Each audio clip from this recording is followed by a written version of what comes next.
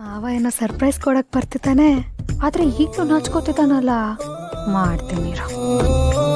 ಅಯ್ಯೋ ಕಳ ಕಳ ಕಳ ಕಳ ಕಳ ಪಾರು ನಾನ್ ಪಾರು ಎಂಸಿವು ಮಾರಿ ಗುಡಿಸಿವು ಕಣ್ಬಿಡು ಪಾರು.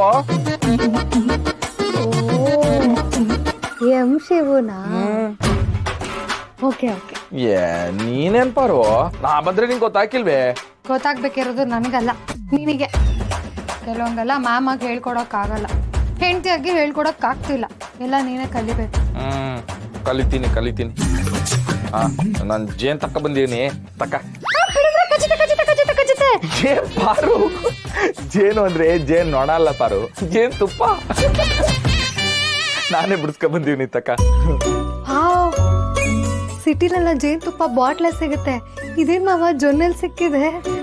ನೈಸ್ ಮಾವ, ಇದೆಲ್ಲ ಎಲ್ಲಿ ಕಲ್ತೆ ನೀನು? ಪಾರು, ನೀನಿಗೆ ಈಜ್ ಕಲ್ತಿದ್ಯಾ ಅಂತ ಕೇಳ್ತಿದ್ಯಲ್ಲ ಪಾರು.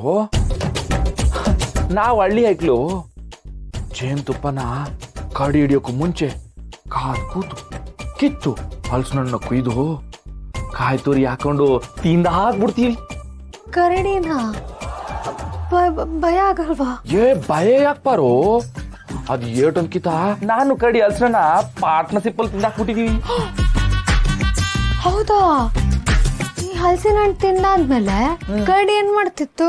ಕರಡಿ ಜೇನಂಟಿದ ಕೈನ ತೊಳ್ಕೊಂಡು ಮಿಸ್ಟರ್ ಶಿವ ಅವರೇ ಥ್ಯಾಂಕ್ ಯು ವೆರಿ ಮಚ್ ಅಂತ ಥ್ಯಾಂಕ್ಸ್ ಕೊಡ್ತಿತ್ತು. ಬೂಸಿ ಬಿಟ್ಟೆ ಪಾರು, ಬೂಸಿ ಬಿಟ್ಟೆ.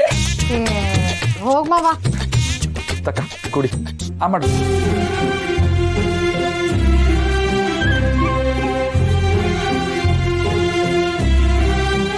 ಬಾಬಾ ಜೇಲ್ ಸೂಪರ್ ಆಗಿದೆ.